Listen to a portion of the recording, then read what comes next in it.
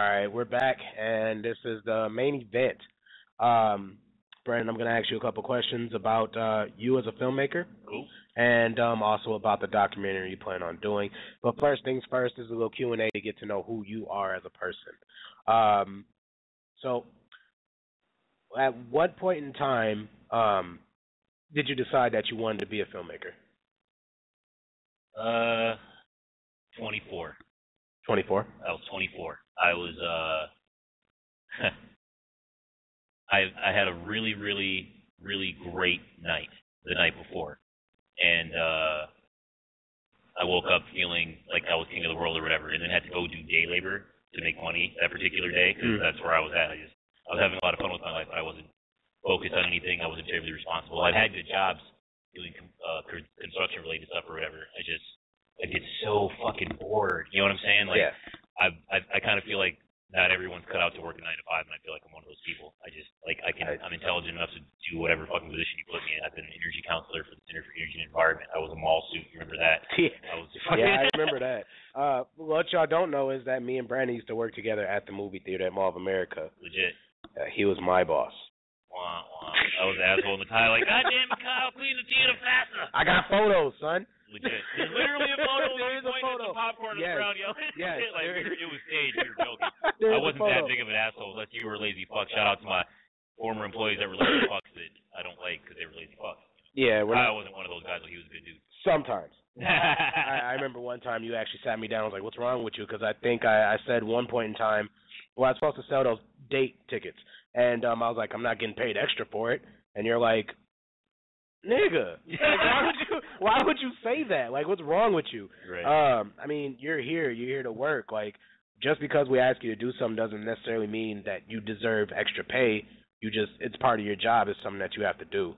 And I learned that the hard way after being cussed out by Brandon, Denise, I'm sure, and a couple of others. So shout out to Denise Malinik, old pissy, sexy school teacher looking ass. She'll beat anybody's ass too. I know, right? She probably, if I see her, she'll punch me for saying that. Who would you say your style best resembles? Man, I'm literally editing my first feature film, so I can't even say that I have a set style yet. You know what I'm saying? Like, when I do most of the stuff that I've done so far, my bread and butter is really corporate video, training videos, web ads, that kind of thing. And in that regard, it's really whatever the client wants. You know what I'm saying? Like, they'll give me, I'm an artist technically, so they'll give me a little bit of space in regards to whatever decisions, but they come to the table with, this is what I want you to make, this is what I want it to look like, and I give them what they want. You know what I'm saying? Yeah. I mean, I'd like to, like, okay, one of the biggest compliments I got compared, or I ever got in my life in regards to something I did creatively was, there's a feature-length screenplay that I wrote called Poor Man that won the MCTC Excellence Award in 2011. It also got an honorable mention at the Polygrind Film Festival in 2013 and scored in the top 6% of Nichols Fellowship submissions in 2012, which means, by the way, it beat out 7,000-some screenplays all over the motherfucking planet. I'm just saying, all over big the planet. Deal. But one of the judges for one of the things told me that it was a cross between something Spike Lee and Tarantino would write. And, I mean, that's huge. Right? I was like, that's huge. You know what I'm saying? So, I mean, that's just, I don't really have a style, but someone told me that once, and that someone was actually, like, makes a living as a screenwriter and whatnot, so that was a big deal. You started Son of a Crow, I'm sorry, let me say that clear and slow. Son of a Crow Productions. Correct. Last time I saw you, you were my boss, and now you have your own, I guess, empire brand company. I don't know about empire. Not yet. Give me a couple years. At one point in time, were you like, man, fuck this, and then just like put your now open sign up? Like, what steps did it take? And did you think you got there too late, or would you say that like it should have came sooner, like that type of shit?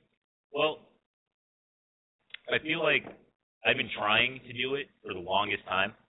I didn't have the network yet, you know what I'm saying? Yep. And I didn't have a good enough resume to be taken seriously. So I like back when you and I were working together back at the mall, I was in college for screenwriting. That's the only degree that I have, by the way, is an associate's in screenwriting. That's it. Everything else is self-taught. So they didn't even teach fucking visual effects at MCTC when I was going there. It was like literally something that they were trying to get going, but they could never get enough people to sign up for the class. I was all pissed about it. I talked to a number of professors on it. I don't know if that's still the case, but that's what it was going on when I was going there. Anyways, yeah, it was really just about doing it for long enough to develop enough of a resume and enough of a demo reel where you can see like there's examples of me doing whatever the fuck it is you're trying to get done. Like if you want to make a video and you want it to have a virtual set, it looks like maybe a fake news broadcast kind of a thing. Look, here's 8 other examples of me making that happen for someone else. You know what I'm saying? Yeah. But it took X amount of years for me to have 8 other examples. You know what I mean? Yeah. So it just takes time to really build a resume and really get to a point where you know what the fuck you're doing and where you can look a person confident in the eye and say, oh no, I can do that, no problem. Oh, you need that 3D animated, I can do that drunk and blindfolded, no worries. Yeah. Oh, you want that turned into a cartoon? Done. You know what I mean? Like, right. It really takes a lot of trial and error and et cetera, et cetera. Another question: what's your ultimate goal? Like, do you see yourself sitting in a mansion, Tony Montana style, like, while people are like at your doorstep, lined up, begging for you to for them to be in your film, or are you like once this documentary goes out, are you okay to just be like, cool, like now I'll just stick to what I'm doing? At the end of the day, I just want to make feature films. I just want to write, direct, maybe even edit them myself, and just do one of those a year, every year until I die. That's what I want my life to look like. Okay. And obviously doing that long enough, and especially with a project this big as my first film, I'm really fucking lucky. I'm hoping to be to a point where, I'm making enough money to be able to put my kids through college and fucking, important stuff like that. Like I don't sit and dwell on, it's going to be really cool to have all this money so that I can like have a big old house or whatever. For me, it's really more about I worked really hard for a long time to have the little bit of shit that I have going for myself, and I want my kids to work not as hard as I had to. Right. You know what I mean? Yep. That's literally where it's at. Like I've never been flashy. Like the one time that in my life, or the only times in my life that I've ever like put a lot of time and energy into like my appearance or cared about like dressing a certain way or whatever is when that was my job. Yep. You know what I mean? If left to my own devices, I will totally dress like a fucking bum and make art for a living that way all day. Really? Legit. So by feature film, is it just something you want to write, or is it something you want to direct? Like, do you really want your name to be out there in the public eye, or are you looking to just kind of be like low key to where you're comfortable financially, but people still don't know who you are? I mean, I want to be. I'm conflicted about that. I never want to be famous. I never want to be to the point where I walk down the street and everyone recognizes me. Yeah. But like, if I go to like local hip hop events and there are idea fans there that know about the documentary and they like, come up and, oh my God, you're the guy making the documentary, blah blah blah. Let me buy you a beer. I love each and every one of you beautiful fucking people that come up to me and says some shit like that. Thank you. Thank you for your support and for everything and making this shit happen. But no, I never want to be like legit full on famous. I would like to be known as good at what I do though. You know what I'm saying? Mm-hmm. And there's a reason why. Like I can act as quiet as that's kept. Like I've aced every acting class I've ever taken in my entire fucking life, and I played 3 characters in my award-winning short film. But we'll talk about. Right. But I much prefer being behind a camera. So ultimately, I want to write. I want to direct. I literally have 20-something screenplays in various stages of completion, sitting, waiting for me to have the resources to get them done.